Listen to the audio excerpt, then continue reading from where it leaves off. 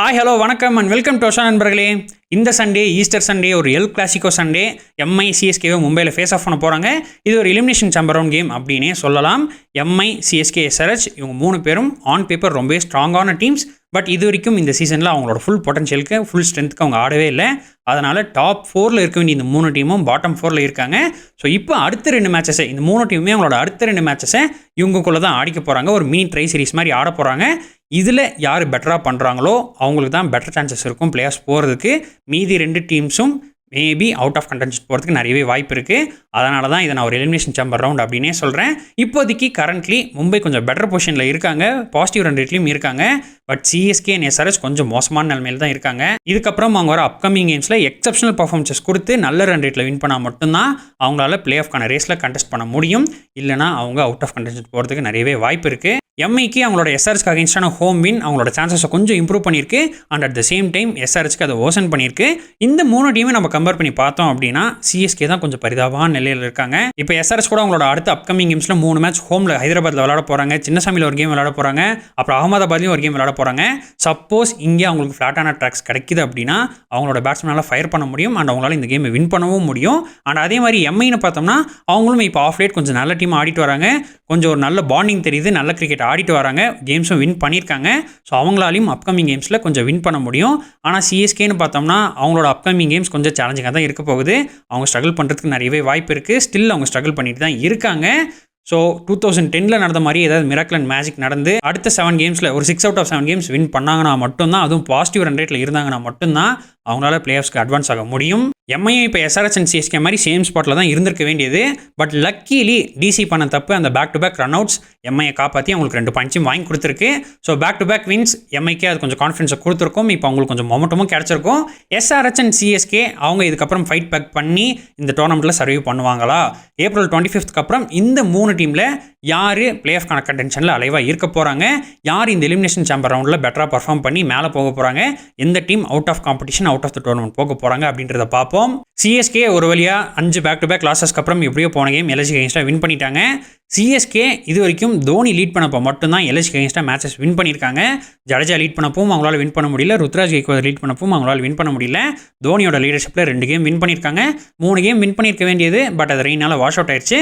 So இந்த கேமும் ஒரு கிளாசிக்கல் சிஎஸ்கே வேலை தான் வின் பண்ணியிருக்காங்க. 160 ரன்னே ஆனாலும் நாங்கள் கடைசி ஓவரில் தான் கொண்டு போய் முடிப்போம் அப்படிங்கிற மாதிரி தடு மாதிரி எப்படியோ கொண்டு போய் முடிச்சிட்டாங்க. சிஎஸ்கேக்கு இந்த சீசனில் அவங்களுக்கு ரொம்பவே பெரிய ப்ராப்ளமாக இருந்தது பவர் பிளே தான். எல்லா மேட்சும் ஆல்மோஸ்ட் பவர் பிளேலேயே அவங்க பாதி தோத்துட்டு இருந்தாங்க.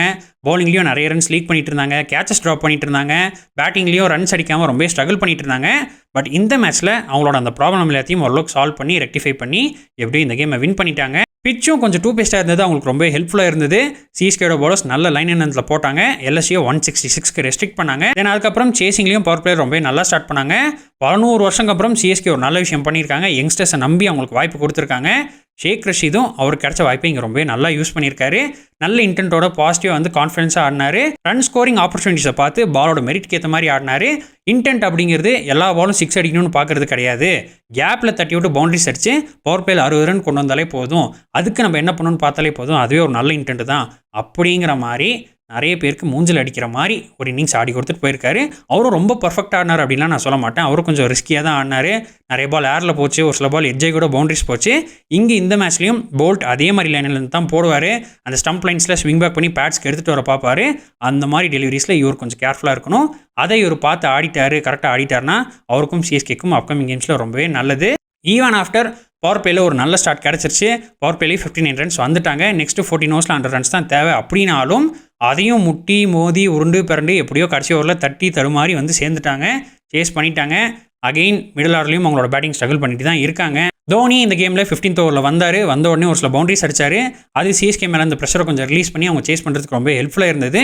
இதே மாதிரி இதுக்கு முன்னாடி மேட்சஸ்லையும் அவங்க பண்ணியிருந்தாங்க. தோனி வந்தோன்னே ஒரு சில பவுண்டரிஸ் அடிக்கிறாரு, அந்த ரெக்வயர்ட் ரன் ரேட்டுக்கு கொஞ்சம் க்ளோஸராகவே எடுத்துகிட்டு போயிருந்தாங்க அப்படின்னா டெஃபினட்டாக 1 or 2 கேம்ஸை இந்த சீசனில் இதுக்கு முன்னாடி அவங்க வின் பண்ணியிருக்கலாம். ஆர்சிபி அண்ட் டிசி கேமில் அவர் ரொம்பவே ஸ்லோவாக எடுத்துகிட்டு போனார். அவருக்கு அப்புறம் அடிக்கிறதுக்கு ஆளே இல்லை, அதனால நான் ரிஸ்க் எடுக்க மாட்டேன் அப்படின்னு சொல்லி ரொம்பவே ஸ்லோவாக ஆடிட்டு இருந்தார். கடைசி 2 ஓவரில் பார்த்துக்கலாம் அப்படின்ற மாதிரி தான் எடுத்துகிட்டு போனார். பட் இந்த கேமில் அவருக்கு பின்னாடி ஓவர் டன் அடிக்கிறதுக்கு இருந்தார். அண்ட் 5 ஓவரில் ஒரு 55 ரன்ஸ் தான் தேவை. அப்படிங்கிறனால அவர் கொஞ்சம் ஃப்ரீயாக வந்து ஷார்ட்ஸ் ஆடினார். அதை அவங்க சேஸ் பண்ணுறதுக்கு ரொம்ப ஹெல்ப்ஃபுல்லாக இருந்தது. ஆர்ஆர் கேம்லையும் இதே மாதிரி சுச்சுவேஷன் தான் இருந்தது. சேம் தோனிக்கு அப்புறம் ஓவர் டன் இருந்தார். பட் அந்த மிடில் ஓவர்ஸில் தோனி ஜடேஜாவும் கொஞ்சம் ஸ்லோவாக இல்லாமல் எக்ஸ்ட்ராவாக ஒரு 1 or 2 பவுண்டரிஸ் அடிச்சிருந்தாங்க அப்படின்னா அந்த கேமையும் சிஎஸ்கே வின் பண்ணியிருப்பாங்க. பட் சம்மா அவங்களோட அந்த பழைய மிஸ்டேக்ஸ் எல்லாம் கரெக்ட் பண்ணி இந்த கேமில் ஓரளவுக்கு நல்லா ஆடிருக்காங்க. அண்ட் ஸோ இதை வின்னும் பண்ணியிருக்காங்க. இனி அப்கமிங் கேம்ஸில் அவங்க இதே மாதிரி ஆடுறாங்களா, இதை விட பெட்டராக ஆடுறாங்களா, இல்லை இதை விட மோசமாக ஆடுறாங்களா என்னன்றதை பார்ப்போம். தென் எம்ஐ எஸ்ஆர்எஸ் அகைன்ஸ்டாக அவங்க ரொம்பவே கிளினிக்கலாக பர்ஃபார்ம் பண்ணி அந்த கேமை வின் பண்ணாங்க. டாஸ் வின் பண்ணி பவுலிங் எடுத்தாங்க. வான்கடே ஸ்டேடியமை பொறுத்த வரைக்கும் எப்போதுமே சேஸ் பண்ணுறது ஒரு நல்ல ஆப்ஷன் அப்படின்னு நான் சொல்லுவேன். இந்த கேமில் பிச்சில் கொஞ்சம் மாய்ஸ்சர் இருந்தது, டேம்ப்னஸும் இருந்தது. அதை எம்ஐயோட பவுலர்ஸ் நல்லாவே யூட்டிலைஸ் பண்ணி நல்லாவே போட்டாங்க. நிறைய பால் மேலே போடாமல் எல்லாமே good length, just out of length அந்த மாதிரி தான் போட்டுட்டு இருந்தாங்க. எஸ்ஆர்எஸோட பேட்ஸ்மேனுக்கு இவங்க நிறைய ரூம் கொடுக்கல, மோஸ்ட்லி ஸ்டம்ப் அட்டாக் பண்ணாங்க. பும்ரா பவர் பிளேயே வந்து யாக்கர்ஸ் அண்ட் ஸ்லோவர் பால்ஸ் போட்டார். பிச்சும் கொஞ்சம் ஸ்டிக்கியாக இருந்ததுனால அந்த பால் நின்று வந்தது. டிராவிஸ் ஹெட் அண்ட் அபிஷேக் சர்மாக்கு அதை டைம் பண்ணுறது கொஞ்சம் கஷ்டமாக இருந்தது. ஃபீல்டிங்லையும் எம்ஐயோட ஃபீல்டர்ஸ் ரொம்பவே நல்லா பண்ணாங்க. ஃபர்ஸ்ட் பாலே அபிஷேக் சர்மாவோட கேட்சை ட்ராப் பண்ணாங்க. பட் மற்றபடி ஃபீல்டிங்கில் ரொம்பவே நல்லா பண்ணாங்க. எம்ஐயோட பவுலர்ஸுமே அவங்களோட ஃபீல்ட் செட்டப்க்கு ஏற்ற மாதிரியே போட்டுட்டு இருந்தாங்க. டிராவிஸ் ஹெட் அண்ட் அபிஷேக் சர்மாவை கொஞ்சம் குவைட்டாகவே வச்சிருந்தாங்க. அபிஷேக் சர்மா எப்படி ஒரு சில பவுண்டரிஸ் அடிச்சார். பட் அவரால் ஒரு 6 கூட அடிக்க முடியல. டிராவிஸ் ஹெட்னாலையும் இந்த மேட்ச்சில் ஒரு 6 கூட அடிக்க முடியல. இவங்க 2 பேரும் இந்த மேட்ச்சில் 57 பால் ஆடினாங்க. ஆனாலும் ஒரு 6 கூட இவங்க 2 பேர்னாலையும் அடிக்க முடியல. டிராவிஸ் ஹெட்டுக்கு நோ பால் ஒரு லைஃப் கிடைச்சது. ஆனால் அவராலையும் அதை பெருசாக கன்வெர்ட் பண்ணி ஒரு பெரிய இன்னிங்ஸாக ஆட முடியல.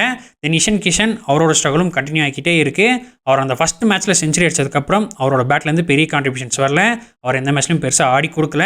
ஸோ அவரோட ஸ்ட்ரகிள் அப்படியே தான் கண்டினியூ ஆகிட்டே தான் இருக்குது. கடைசியில் அந்த 18th and 20th ஓவரில் எப்படியோ ஒரு 20+ ரன்ஸ் வந்துச்சு. அந்த 2 ஓவரில் ஒரு 43 ரன் வந்துச்சு. அதனால் அவங்களால ஒரு 160+ ரன்ஸை போஸ்ட் பண்ண முடிஞ்சது. பும்ரா இந்த மேட்ச்சில் ரொம்பவே நல்லா போட்டிருக்காரு.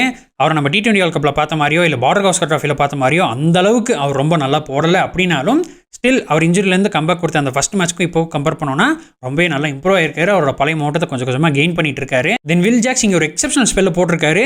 3 overs 14 runs for 2 wickets. நான் இந்த மேட்ச்க்கான ப்ரீவியூவில் எஸ்ஆர்எஸோட டாப் ஆர்டரில் 3 லெஃப்ட் ஹேண்டர்ஸ் இருக்காங்க. அவங்களுக்கு ஒரு நல்ல மேட்சப்பாக அவங்கள காம்பேட் பண்ணுறதுக்கு இவங்க விக்னேஷ் புத்திர 11 கொண்டு வரணும் அப்படின்னு சொல்லியிருந்தேன். பட் இவங்க ஸ்டில் காரன் சர்மாவோட தான் போனாங்க. பட் நீங்கள் 2 பேருமே தேவையில்லை, வேலையை நானே முடிக்கிறேன் அப்படிங்கிற மாதிரி 2 பெரிய விக்கெட்ஸை வில் ஜாக்ஸ் எடுத்து கொடுத்துருக்காரு. டிராவிஸ் ஹெட், நிஷன் கிஷனோட விக்கெட்ஸை எடுத்து கொடுத்துருக்காரு. பிச் ரிப்போர்ட்டில் ஒரு எண்ட் கொஞ்சம் ட்ரையாக இருக்குது, ஸ்பின்னர்ஸ்க்கு கொஞ்சம் ஹெல்ப் கிடைக்கும் அப்படின்ற மாதிரி சொன்னாங்க. ஐ திங்க் வில் ஜாக்ஸ் அந்த எண்டில் தான் போட்டார். அந்த பிச்சில் அந்த ட்ரைனஸை அவர் நல்லாவே யூட்டிலைஸ் பண்ணி இங்கே ரொம்பவே நல்லா போட்டு கொடுத்துருக்காரு. ஒரு கேம் சேஞ்சிங், ஒரு மேட்ச் வினிங் ஸ்பெல்லை இங்கே போட்டு கொடுத்துருக்காரு. அந்த ஸ்பெல்ல அவர் வெறும் ஒரே ஒரு பவுண்டரி தான் கன்சீட் பண்ணியிருந்தாரு. மேன் ஆஃப் மேட்ச் அவார்டும் வாங்கியிருக்காரு. அவருக்கான கிரெடிட்ஸை நம்ம இங்கே கண்டிப்பாக கொடுத்து தான் ஆகணும். தென் சேசிங்கில் ரோஹித் சர்மா ரொம்பவே நல்லா ஸ்டார்ட் பண்ணார். 3 பெரிய 6 அடிச்சார்.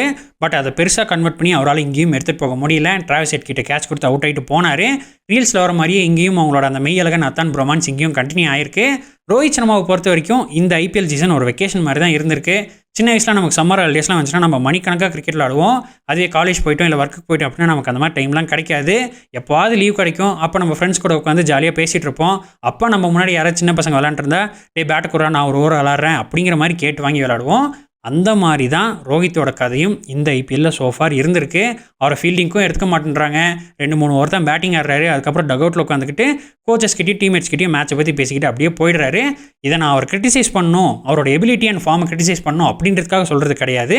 பட் சோஃபார் இந்த ஐபிஎல் சீசன் ரோஹித் சர்மாக்கு அந்த மாதிரி ஒரு குவைட்டான வெக்கேஷனில் இருக்க மாதிரி ஒரு சீசனாக தான் இருந்திருக்கு. பட் டெஃபினட்டாக ரோஹித் சர்மா அடுத்த மேட்ச்சில் ஒரு நல்ல கம்பேக் கொடுப்பாரு, ஒரு நல்ல இன்னிங்ஸ் ஆடுவார். பிகாஸ் அடுத்த match CSK they are known for comes back. And at the same time CSK ஃபார்மில் இல்லாத பிளேஸாக ஃபார்முக்கு கொண்டு வரதுக்கும் பேர் போனவங்க தான்.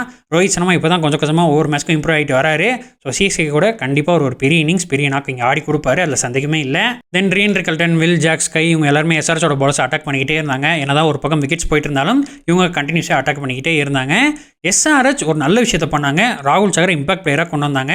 ஃபர்ஸ்ட் இன்னிங்ஸில் பிச்சு கொஞ்சம் ஸ்டிக்கியாக இருக்கிறத பார்த்தாங்க. ஸோ செகண்ட் இன்னிங்ஸில் மேபி நமக்கு ஒரு எக்ஸ்ட்ரா பவுலிங் ஆப்ஷன் தேவைப்படும் அப்படின்னு டிசைட் பண்ணாங்க.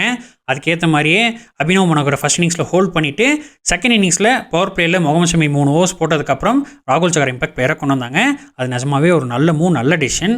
ஆனால் அவருக்கு ஒரே ஒரு ஓவர் தான் கொடுத்தாங்க. அப்புறம் எதுக்கு அவர் இம்பாக்ட் பிளேயரை கொண்டு வரணும்? அவர் அந்த ஓவரில் ஒரு ஷார்ட் பால் போட்டார், அது 6க்கு போச்சு. பட் மற்ற பால் எல்லாமே ஓரளவுக்கு டீசெண்டாக தான் போட்டிருந்தாரு. அப்படி அவர் ஒரு ஓவர் போடுறதுக்காக தான் இவங்க இம்பாக்ட் பிளேயரை கொண்டு வராங்க அப்படின்னா அதுக்கு அவர் கொண்டு வராமலே இருந்திருக்கலாமே. ஃபர்ஸ்ட் இன்னிங்ஸில் அபினவ் மனோகருக்கு சான்ஸ் கொடுத்துருந்தா அவர் ஒரு எக்ஸ்ட்ரா 10 ரன் அடிச்சிருந்தா கூட இந்த கேம் இன்னும் கொஞ்சம் டீப்பாக எடுத்துகிட்டு போயிருக்கலாமே. ராகுல் சக்கரை இவங்க இங்கே ப்ராப்பராக யூட்டிலைஸ் பண்ண மாட்டேன்றாங்க. ஆல்ரெடி ஒரு நல்ல லெக் ஸ்பின்னர் ஆடம் ஜம்பா ஒரு இன்ஜரினால போயிட்டாரு. ராகுல் சக்கரை நான் இவங்க ஃபஸ்ட் மேட்ச்லேருந்தே ஆடணும்னு சொல்லிட்டு இருக்கேன், பட் இவங்க 11ஸ்லேயே எடுக்க மாட்டேறாங்க. இங்கே அட்லீஸ்ட் இம்பாக்ட் பிளேயராவது கொண்டு வந்தாங்க, அதுலேயும் ப்ராப்பராக யூஸ் பண்ணாங்களான்னு கேட்டால் அதுவும் கிடையாது. ஜீசன் அன்சாரியை பேக் பண்ணுறாங்க, அவருக்கு நிறைய சான்சஸ் கொடுக்குறாங்க, அவரும் ஓரளவுக்கு நல்லா போட்டு கொடுக்குறாரு, தட் இஸ் ஓகே. பட் உங்களோட டீம் ஸ்ட்ரகிள் பண்ணிட்டு இருக்கு, back to back games lose பண்ணிட்டு இருக்கு அப்படிங்கிறப்போ ராகுல் சக்கர் மாதிரி ஒரு ஸ்பின்னரை பெஞ்சில் உட்கார வைக்கிறீங்க அப்படிங்கிறது ரொம்பவே தப்பான விஷயம். எஸ்ஆர்எச் இங்கே ரொம்ப பெரிய தப்பை பண்ணிட்டு இருக்காங்க. அப்புறம் எம்ஐ 16th ஓவரில் கேமை க்ளோஸாக முடிக்கிற மாதிரி வந்துட்டாங்க. அதுக்கப்புறம் 17th ஓவரில் ஒரு ட்ராமா, 2 ரன் தான் தேவை, பட் 1 ரன் தான் அடிச்சாங்க, 2 விக்கெட்டை விட்டாங்க. இஷன் மலிங்காவும் ஒரு சில ஃபுல் டாஸஸ் போட்டு எப்படியே தப்பிச்சுட்டு போயிட்டாரு. அடுத்த ஓவரில் திலக் வர்மா பவுண்டரி அடிச்சு மேட்சை வின் பண்ணிட்டாங்க. இவங்க 16th or 17th ஓவர்லேயே முடிச்சிருந்தாங்கன்னா எம்ஐயோட நெட் ரன் ரேட் இன்னும் கொஞ்சம் பெட்டராக இருந்திருக்கும். இப்போவும் பாசிட்டிவில் தான் இருக்காங்க, பெரிய ப்ராப்ளம் கிடையாது. பட் ஐபிஎல்ல வி நெவர் நோ, 0.1 or 2 டிஃப்ரென்ஸில் கூட பிளே ஆஃப் சான்சஸ் போகலாம். அந்த மாதிரி இந்த மேட்ச்சில் இவங்க அந்த ஒரு ஓவர் வேஸ்ட் பண்ணது பின்னாடி உங்களை அஃபெக்ட் பண்ணக்கூடாது அப்படின்னு எம்ஐ இங்கே வேண்டிக்கணும். போன ஐபிஎல்ல கூட நம்ம பார்த்துருக்கோம், நெட் ரன் ரேட் டிஃப்ரென்ஸ்னால தான் சிஎஸ்கேனால் குவாலிஃபை ஆக முடியாமல் போச்சு. ஸோ அந்த மைனர் டிஃப்ரென்சஸில் தான் பிளே ஆஃப் ஸ்பாட்டே போயிருக்கு. அந்த மாதிரி இந்த மேட்ச்னால எம்ஐக்கு பிளே ஆஃப் ஸ்பாட் போகக்கூடாது அப்படின்னு அவங்க வேண்டிக்கணும். மற்றபடி இது ஒரு நல்ல வின், இது அவங்களோட கான்ஃபிடன்ஸை கண்டிப்பாக பூஸ்ட் பண்ணும். ஸோ இந்த எல் கிளாசிக்கோ கேமுக்கு 2 டீமும் ஒரு வின்னோட வராங்க, ரொம்பவே கான்ஃபிடென்ட்டாக பாசிட்டிவாக விளாட பார்ப்பாங்க. எனக்கு என்னமோ மும்பைக்கு at the right time things are getting right அப்படிங்கிற மாதிரி தோணுது. ரோஹித் சர்மாவோட ஃபார்ம் மட்டும் தான் உங்களுக்கு ஒரு கன்சர்னாக இருக்குது. அவரும் ஃபார்முக்கு வந்துட்டார் அப்படின்னா எம்ஐ இன்னுமே ஸ்ட்ராங்கான டீம் ஆகிடுவாங்க. சிஎஸ்கே போன கேம் வின் பண்ணியிருக்காங்க அப்படின்னாலும் அது ஸ்டில் ஒரு ஸ்க்ராட்சி வின் தான், ரொம்ப கன்வின்சிங்காலாம் அவங்க வின் பண்ணல. சிஎஸ்கேயோட பேட்டிங்கில் இனிமேல் நிறைய விஷயங்கள் அவங்க டிங்கரிங் பண்ண வேண்டியது இருக்குது. எம்ஐ கன்சிக்யூட்டிவாக 4 மேட்சை சிஎஸ்கே அகைன்ஸ்டாக லூஸ் பண்ணியிருக்காங்க. ஸோ அவங்க ஒரு ரிவெஞ்ச் எடுத்து அவங்களோட சிஎஸ்கேவோட அந்த வின்னிங் ஸ்ட்ரீக்கை பிரேக் பண்ணி இந்த மேட்ச்சில் கண்டிப்பாக வின் பண்ண பார்ப்பாங்க. So CSK 5 out of 5 L Clasico wins எடுக்கிறாங்களா, இல்லை எம்ஐ அந்த ஸ்ட்ரீக்கை பிரேக் பண்ணி இந்த ஐபிஎல் சீசனில் ஹேட்ரிக் வின் எடுத்து பாயிண்ட்ஸ் டேபிளில் இன்னும் மேலே ஃபர்தர் அட்வான்ஸ் ஆகி போகிறாங்களா என்றதை பார்ப்போம். இங்கே மும்பையில் கண்டிஷன்ஸ்னு பார்த்தோம்னா நம்ம எல்லாருக்கும் நல்லாவே தெரியும், ரெட் சாயில் பிச்சஸ். போன கேம் அது அந்தளவுக்கு ஃப்ளாட்டாக இல்லை, ஸோ தட் ஃபாஸ்ட் பவுலருக்கும் ஸ்பின்னர்ஸ்க்கும் கொஞ்சம் அசிஸ்டன்ஸ் கிடச்சிது. இப்போ அதுவே இந்த ரெட் சாயில் பிச்சஸ் ராக் ஹார்டாக ஃப்ளாட்டாக இருக்குது அப்படின்னா அது பேட்டிங் ரொம்பவே நல்லாயிருக்கும், பேட்டிங் பேரடைஸ்னே சொல்லலாம். இது வரைக்கும் இங்கே இந்த 3 மேட்சஸ் எப்படி போயிருக்குன்னு பார்த்தோம்னா கேகேஆர் 116 கால் அவுட் ஆனாங்க, ஆர்சிபி 221 அடிச்சாங்க. போன கேமில் எஸ்ஆர்எஸ் 162 ரன்ஸ் அடிச்சிருக்காங்க. ஆர்சிபியோட கேம் மட்டும் தான் கொஞ்சம் ஹை ஸ்கோரிங் கேமாக இருந்திருக்கு. இந்த கேம் ஒரு Sunday game, el clasico game and ஐபிஎலோட பிக்கஸ்ட் ரைவல்ரி அப்படின்னு பார்க்குறப்போ இதில் கொஞ்சம் விறுவிறுப்பு கூட்டுற மாதிரி இது ஒரு நல்ல பேட்டிங் சர்ஃபேஸை தான் கொடுப்பாங்க அப்படின்னு நான் நினைக்கிறேன். சப்போஸ் இது எஸ்ஆர்எஸ் கேமில் இருந்த மாதிரி ஒரு 2 பேஸ்ட் பிச்சாகவே இருந்தாலும் எம்ஐ அண்ட் சிஎஸ்கே நம்ம எல்லாருக்கும் நல்லாவே தெரியும், they are known for close games and thrillers. So கண்டிப்பாக இது ஒரு பிளாக் பஸ்டர் கேமாக இருக்கும், அதில் எந்த சந்தேகமும் கிடையாது. அண்ட் இந்த மேட்ச்க்கான வெதர் ஃபோர்காஸ்ட்டும் எப்படி இருக்குன்னு பார்த்தோம்னா ரொம்பவே நல்லா இருக்குது, ஹியூமிடிட்டி அதிகமாக இருக்குது. ஸோ கண்டிப்பாக இந்த மேட்ச்சில் டியூ வரும். அண்ட் நீங்கள் ஸ்டாட்ஸும் பார்த்தோம்னா ஆல்ரெடி சொன்னது தான், சேஸ் பண்ண டீம் தான் நிறைய மேட்சஸ் வின் பண்ணியிருக்காங்க, செகண்ட் இன்னிங்ஸ் ஆவரேஜஸும் பெட்டராக இருக்குது, இங்கே டியூ வரதுக்கான வாய்ப்பும் இருக்குது. ஸோ இங்கே சேஸ் பண்ணுறது ஒரு நல்ல ஆப்ஷன். இங்கே இந்த லாஸ்ட் 5 இயர்ஸில் இது வரைக்கும் 3 டைம் தான் 200+ ஸ்கோர்ஸை சக்ஸஸ்ஃபுல்லாக சேஸ் டவுன் பண்ணியிருக்காங்க. ஸோ இங்கே ஃபஸ்ட் பேட்டிங் ஆகிற டீம்ஸ் மினிமம் 200 ரன் அடிச்சே ஆகணும், 210 220 ரன் அடிச்சா தான் அவங்களால இங்கே டிஃபெண்ட் பண்ண முடியும்.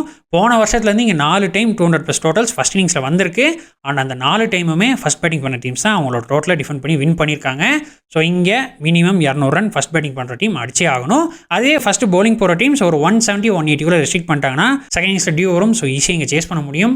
போன கேமுக்கான ப்ரிவியூவில் இங்கே ஸ்பின்னர்ஸ் நிறைய விக்கெட்ஸ் எடுக்க மாட்டாங்க, எந்த டீமோட ஃபாஸ்ட் பவுலர்ஸ் நல்லா போடுறாங்களோ அவங்க தான் அந்த கேமை வின் பண்ணுவாங்க அப்படின்னு சொல்லியிருந்தேன். இங்கே ஃபாஸ்ட் பவுலர்ஸை கம்பேர் பண்ணி பார்த்தோம்னா 2 டீமோட ஃபாஸ்ட் பவுலர்ஸுமே எக்கனாமி வைஸ் ஆல்மோஸ்ட் ஈக்குவலாக தான் போட்டிருக்காங்க. பட் விக்கெட்ஸ்ன்னு பார்த்தோம்னா எஸ்ஆர்எஸ் நிறைய விக்கெட்ஸ் எடுத்திருக்காங்க, எம்ஐயோட ஃபாஸ்ட் பவுலர்ஸ் கம்மியான விக்கெட்ஸ் தான் எடுத்திருக்காங்க. ஆனாலும் எம்ஐ எப்படி இந்த கேமை வின் பண்ணாங்க அப்படின்னு பார்த்தோம்னா வில் ஜாக்ஸ் போட்ட அந்த ஒரு எக்ஸப்ஷனல் ஸ்பெல் ரொம்ப பியூட்டிஃபுல்லாக போட்டார், பிரில்லியண்ட்டாக போட்டார். பிச்சில் இருந்த அந்த ட்ரைனஸ் அண்ட் ஸ்டிக்னஸ் ரொம்ப நல்லா யூஸ் பண்ணி போட்டிருக்காரு. பட் அதுவே எஸ்ஆர்எஸோட ஸ்பின்னர்ஸ்னால அதை பண்ண முடியல. செகண்ட் இன்னிங்ஸில் டியூவும் வந்துருச்சு, அதனால் அவங்களால விக்கெட்ஸ் எடுக்க முடியல. ஸோ வில் ஜாக்ஸ் இங்கே போட்டது ஒரு எக்ஸப்ஷனல் பர்ஃபார்மன்ஸ். பட் ஓவராலாக பார்த்தோம் அப்படின்னாலுமே இங்கே ஸ்பின்னர்ஸ் 2 விக்கெட் தான் எடுத்திருக்காங்க, ஃபாஸ்ட் பவுலர்ஸ் தான் 9 விக்கெட்ஸ் எடுத்திருக்காங்க. வில் ஜாக்ஸ் மட்டும் தான் இங்கே ஸ்பின்னில் விக்கெட் எடுத்திருக்காரு. ஸோ என்னோட அதே தியரி தான் நான் இங்கே மறுபடியும் சொல்லுவேன், இந்த கேம்லையும் எந்த டீமோட ஃபாஸ்ட் பவுலர்ஸ் நல்லா போடுறாங்களோ, பிட்வீன் எம்ஐ அண்ட் சிஎஸ்கே எந்த டீமோட ஃபாஸ்ட் பவுலர்ஸ் பெட்டராக போடுறாங்களோ அவங்க தான் இந்த கேமை வின் பண்ணுவாங்க. தென் பிளேயிங் லெவனை பார்த்தோம்னா எம்ஐயோட பிளேயிங் லெவனில் இவங்க கண்டிப்பாக விக்னேஷ் புத்தூர் கொண்டு வரணும், போன மேட்ச்க்கே அவர் கொண்டு வரணும்னு சொல்லியிருந்தேன். அவர் இது வரைக்கும் மும்பையில் இவங்க பெருசாக யூஸ் பண்ணல. பட் இருந்தாலும் அவர் விளாண்ட மேட்சஸில் எல்லாமே அவர் நல்லா தான் பண்ணியிருக்காரு. விளாண்ட எல்லா மேட்சஸ்லையும் விக்கெட்ஸ் எடுத்திருக்காரு, 4 மேட்சஸில் 6 விக்கெட்ஸ் எடுத்திருக்காரு. போன கேமில் சாண்டனரியை ஒரே ஒரு ஓவர் தான் போட்டார், காரன் சர்மாவுக்கு சுத்தமாக ஓவரே கொடுக்கல. பிகாஸ் எஸ்ஆர்எஸோட இந்த டாப் ஆர்டரில் அந்த 3 லெஃப்ட் ஹேண்டர்ஸ் இருக்கனால அந்த 3 லெஃப்ட் ஹேண்டர்ஸும் அவுட் ஆகட்டும் அப்படின்னு அவங்க ரொம்ப நேரம் வெயிட் பண்ணாங்க. டிராவிஸ் 12th ஓவரில் அவுட் ஆனதுக்கப்புறம் தான் சாண்டனரியை 13th ஓவரில் கொண்டு வந்தாங்க. அதுவும் ஒரே ஒரு ஓவர் தான் போட வச்சாங்க. பட் வில் ஜாக்ஸ் போன கேமில் ரொம்பவே நல்லா போட்டிருக்காரு, எக்ஸப்ஷனலாக போட்டிருக்காரு. அதே மாதிரி பிச்சை இந்த மேட்ச்க்கும் தருவாங்க அப்படின்னு நம்மளால சொல்ல முடியாது. ஸோ சிஎஸ்கேவோட பேட்டிங்கை இன்னும் ஸ்ட்ரகிள் பண்ண வைக்கிறதுக்கு கண்டிப்பாக இவங்க 11th விக்னேஷ் புத்தர் ஆடி ஆகணும். அண்ட் அதுவே சிஎஸ்கேன்னு பார்த்தோம்னா அவங்க ராகுல் திரிபாதியை ட்ராப் பண்ணுவாங்களா என்னன்னு எனக்கு தெரியல. அவர் ஒரு மகாராஷ்டிரா பிளேயர், இந்த மாதிரி ரெட் சாயில் பிச்சர்ஸில் நிறைய ஆடி இருப்பார். ஸோ இங்கே அவர் கொஞ்சம் பெட்டர் ஆடுவார் அப்படின்னு நினச்சி அவருக்கு இன்னொரு சான்ஸ் கொடுத்தாலும் இவங்க கொடுக்கலாம். போன கேமில் இவங்களுக்கு ஒரு நல்ல ஸ்டார்ட் கிடச்சிது, அதனால் 160 சேஸ் பண்ண முடிஞ்சது. பட் மிடில் ஆர்டரில் இன்னும் இவங்க கொஞ்சம் ஸ்ட்ரகிள் பண்ணிட்டு தான் இருக்காங்க. சிவம் துபே மிடில் கொஞ்சம் ரன்ஸ் அடிக்கிறாரு. பட் போன ஐபிஎல் அதுக்கு முன்னாடிலாம் நம்ம அவர் எக்ஸ்ப்ளோசிவாக பார்த்த மாதிரி அவர் எக்ஸ்ப்ளோசிவ் ஆடுறது கிடையாது. எப்போ அந்த ஆர்ச்சாமி ரீல்ஸ் போட்டாரோ அப்போத்துலேருந்தே அவர் பழைய மாதிரி எக்ஸ்ப்ளோசிவ் ஆடுறது கிடையாது. தென் விஜய் சங்கர் அவரும் அவரோட பெஸ்ட்டை எவ்வளோ ட்ரை பண்ணி பார்க்குறாரு. பட் அவர் கனெக்ட் ஆக மாட்டேங்குது, கிளிக் ஆக மாட்டேங்குது. எனக்கு என்னமோ சிஎஸ்கே போன மேட்ச்ல இருந்து அதே 11 தான் போவாங்க அப்படின்னு தோணுது. இப்போ ஒரு சிலர் திரிபாதியை ட்ராப் பண்ணிட்டு வன்ஷ் பேடி ஆட வைக்கலாம் அப்படின்ற மாதிரி சொல்லுவாங்க. பட் வன்ஷ் பேடி ஐபிஎலுக்கு ரெடி ஆயிட்டாரா, அதுவும் நம்பர் 3ல அவரால் ஆட முடியுமா அப்படின்னு கேட்டால் எனக்கு தெரியாதுன்னு தான் நான் சொல்லுவேன். அதுக்கு பதிலாக இவங்க ஆயுஷ் மாத்திரே கன்சிடர் பண்ணி பார்க்கலாம். அவர் மும்பை கிரிக்கெட்டிங் சர்க்கிளில் ரொம்ப ஹையாக ரேட் பண்ணப்பட்ட ஒரு பிளேயர். அவரை ஓப்பன் பண்ண வச்சுட்டு ஷேக் ரஷீதை நம்பர் 3ல ஆடலாம், அது கொஞ்சம் பெட்டர் ஆப்ஷனாக இருக்கும். தென் பவுலிங்னு பார்த்தோம்னா சிஎஸ்கே ஓரளவுக்கு ஓகேவாக தான் இருக்காங்க. பவுலிங்கில் ஓரளவுக்கு நல்லாவே போட்டுட்டு இருக்காங்க. அவங்க பவர் பிளேயில் ரன்ஸ் லீக் பண்ணாமல் அவங்களோட ஃபீல்டர்ஸும் கேச்சஸை கரெக்டாக பிடிச்சாங்க அப்படின்னாலே போதும். சிஎஸ்கேக்கு பேட்டிங்கில் தான் பிரச்சனை, பவுலிங்கில் இந்த சைடில் பெரிய பிரச்சனை எதுவும் கிடையாது. இந்த வீடியோ நான் ரெக்கார்ட் பண்ணுறதுக்கு இந்த டைமில் ஒரு நியூஸ் வந்திருக்கு நண்பர்களே. சிஎஸ்கே டிவால் பிரேவிஸை ரிப்ளேஸ்மெண்ட்டாக சைன் பண்ணியிருக்காங்க. ருத்ராஜ் இன்ஜுரினால ரூல் அவுட் அப்படின்னு நியூஸ் வந்தப்பே நான் டிவால் பிரேவிஸை ரிப்ளேஸ்மெண்ட்டாக எடுக்கணும் அப்படின்னு ஸ்டோரி போட்டிருந்தேன். பட் இப்போ குர்ஜப்னீத் சிங் அவரும் இன்ஜுரினால ரூல் அவுட் ஆயிருக்காரு. அவருக்கு பதிலாக டிவால் பிரேவிஸை ரிப்ளேஸ்மெண்ட்டாக சைன் பண்ணியிருக்காங்க. ஒரு நல்ல டெசிஷன், நல்ல சைனிங். இது சிஎஸ்கேயோட பேட்டிங்கை இன்னும் கொஞ்சம் ஸ்ட்ரென்தன் பண்ணும். இப்போ இவர் உடனே ட்ராவல் பண்ணி மும்பைக்கு வந்து இந்த கேம் ஆடிடுவாரா அப்படின்னு எனக்கு தெரியாது. சப்போஸ் அவர் வந்து ஆடுறாரு அப்படின்னா அவர் 11th ஓவர்டனை ரிப்ளேஸ் பண்ணலாம். அது சிஎஸ்கேயோட பேட்டிங்கை கொஞ்சம் ஸ்ட்ரென்தன் பண்ணும். இவர் ஆல்ரெடி இந்த மும்பையில் இருக்க எல்லா போலர்ஸ் கூடயும் ஆல்ரெடி ஆடி இருக்காரு. ஸோ அவங்க எப்படி போடுவாங்க, அவங்களை எப்படி ஆடணும் அப்படிங்கிறதுலாம் இவருக்கு கொஞ்சம் தெரியும். ஸோ டெஃபினட்டாக இவர் 11th ஆடினார்னா சிஎஸ்கேக்கு அது ரொம்ப அட்வான்டேஜாக இருக்கும். சரி ப்ரோ, இப்போ இவர் ஆடுறாரு, ஓவர்டன் ஆடல அப்படின்னா சிஎஸ்கேக்கு 5 பவுலிங் ஆப்ஷன் தானே இருக்கும். 5 பவுலர்ஸ் வச்சு எப்படி போட முடியும் அப்படின்னு நீங்கள் கேட்கலாம். சிஎஸ்கே இது வரைக்கும் அந்த 6வது பவுலிங் ஆப்ஷன் வச்சு 2 ஓவர் தான் போடுறாங்க. ஓவர்டனாக இருக்கட்டும், அஸ்வினாக இருக்கட்டும், முகேஷ் சௌத்ரியாக இருக்கட்டும், ஒரு சில மேட்சஸில் 100 அகமது இவங்களோட ஃப்ரண்ட் லைன் ஸ்பின்னர் அவரே 4 ஓவர்ஸ் போடுறது கிடையாது. ஸோ அந்த மாதிரி இருக்கப்போ இவங்க 6வது பவுலிங் ஆப்ஷன் போகணும்னு அவசியமே கிடையாது. அப்படி உங்களுக்கு பவுலிங் ஆப்ஷன் வேணும் அப்படின்னாலும் சிவம் துபே இருக்காரு, விஜய் சங்கர் இருக்காரு, ரச்சின் ரவீந்திரா கூட இருக்காரு. ஸோ இவங்களை வச்சு அந்த 2 ஓவர்ஸ் ஓட்டிடலாம். ஸோ சிஎஸ்கேனால டெஃபினட்டாக 5 பவுலர்ஸ் வச்சு இங்கே போட முடியும். அவங்களோட பேட்டிங்கை அவங்க எவ்வளோ ஸ்ட்ரென்தன் பண்ணுறாங்களோ அவ்வளோக்கு அவ்வளோ சிஎஸ்கேக்கு நல்லது, அவ்வளோக்கு அவ்வளோ அவங்களால மேட்சஸ் வின் பண்ண முடியும். ஸோ இந்த 2 டீமையும் வச்சு பார்க்குறப்போ ஆப்வியஸாக இங்கே எம்ஐக்கு தான் அப்பர் ஹேண்ட் இருக்குது. சிஎஸ்கே பேட்டர்ஸ்னால டெஃபினட்டாக எம்ஐயோட பவுலர்ஸ் அவுட் ப்ளே பண்ண முடியாது. அண்ட் இந்த கண்டிஷன்ஸில் எம்ஐ பேட்டர்ஸ் கூட அவங்களால கம்பீட் பண்ணவும் முடியாது. போன சேப்பாக் கேம்லேயே பும்ரான், ஹர்திக் பாண்டியா இல்லாமையே சிஎஸ்கே முட்டி மோதி கொஞ்சம் ஸ்க்ராட்சியாக தான் வின் பண்ணாங்க. இந்த மேட்ச்க்கு எம்ஐ கிட்ட ஒரு நல்ல காம்பினேஷன் இருக்குது. அவங்க கொஞ்சம் செட்டில்டு டீமாக தெரியுறாங்க. பட் சிஎஸ்கே இன்னுமே ட்ரையலாக நேராக தான் பண்ணிகிட்டு இருக்காங்க. சிஎஸ்கே கிட்ட அவங்களோட ஒரு பெஸ்ட் பேட்ஸ்மேன் கிடையாது, ருத்ராஜ் கெய்க்வாத் கிடையாது. போன 2 சிஎஸ்கே அண்ட் எம்ஐ மேட்ச்லேயுமே ருத்ராஜ் தான் சிஎஸ்கேக்கு பெஸ்ட் பேட்ஸ்மேனாக இருந்திருக்காரு. கேம் சேஞ்சிங் நாக்ஸ் ஆடி கொடுத்துருக்காரு. அவர் இல்லாதது சிஎஸ்கேக்கு ஒரு மிகப்பெரிய ட்ராபேக். தென் எம்எஸ் தோனி அவர் பின்னாடி வந்து கொஞ்சம் ரன்ஸ் அடிச்சு கொடுக்குறாரு. ஒரு சில பவுண்டரிஸ் இன்னமும் அடிச்சு கொடுத்துட்டு இருக்காரு. மற்றபடி அவங்களோட மிடில் ஆர்டர்லேருந்து பெரிய கான்ட்ரிபியூஷன்ஸ் எதுவும் வரல. வேறு எந்த பேட்ஸ்மேனும் பெரிய மேட்ச் வின்னிங் இன்னிங்ஸ் இது வரைக்கும் ஆடி கொடுக்கல. போன மேட்ச்சில் அவங்களோட கேச்சிங்கும் பவுலிங்கும் கொஞ்சம் இம்ப்ரூவ் ஆயிருக்கு. மற்றபடி எந்த ஆஸ்பெக்ட்லேருந்து நம்ம பார்த்தாலுமே எம்ஐ சிஎஸ்கேயோட ஃபார் மோர் பெட்டராக இருக்காங்க. சிஎஸ்கே ஸ்பின்னில் அதுவும் 100 அகமது வச்சு மட்டும்தான் அவங்களுக்கு கொஞ்சம் அட்வான்டேஜ் இருக்குது, அவங்க கொஞ்சம் பெட்டராக இருக்காங்க அப்படின்னு சொல்லலாம். ஆனால் அவரை மட்டும் வச்சு இங்கே வான்கடையில் மேட்சஸ் வின் பண்ண முடியாது. ஸோ டெஃபினட்டாக எம்ஐக்கு தான் இங்கே அப்பர் ஹேண்ட் இருக்குது. வின்னிங் ப்ராபபிலிட்டி என்னென்னு பார்த்தோம்னா எம்ஐக்கு 55% அண்ட் சிஎஸ்கேக்கு 45%. ஸோ எம்ஐ இங்கே ஃபஸ்ட் பேட்டிங் ஆடி 200 அடிச்சிட்டாங்கன்னா தாராளமாக டிஃபெண்ட் பண்ண முடியும். அதே ஃபஸ்ட்டு பவுலிங் போகிறாங்கன்னா ஒரு 180, 190 வரைக்குமே அவங்களால இங்கே சேஸ் பண்ண முடியும். சிஎஸ்கே இங்கே சேஸ் பண்ண மட்டும் தான் வின் பண்ண முடியும். அதுவும் எம்ஐயோட பவுலிங் அகேன்ஸ்டாக இது ஒரு டஃப்பான சேஸாக தான் இருக்கும். ஸோ சிஎஸ்கே எம்ஐ ஒரு 160, 170 கூட ரெஸ்ட்ரிக்ட் பண்ண பார்க்கணும். அதே ஃபஸ்ட் பேட்டிங் ஆடுறாங்க அப்படின்னா அவங்க டெஃபினட்டாக 210, 220 மேலே அடிச்சே ஆகணும்.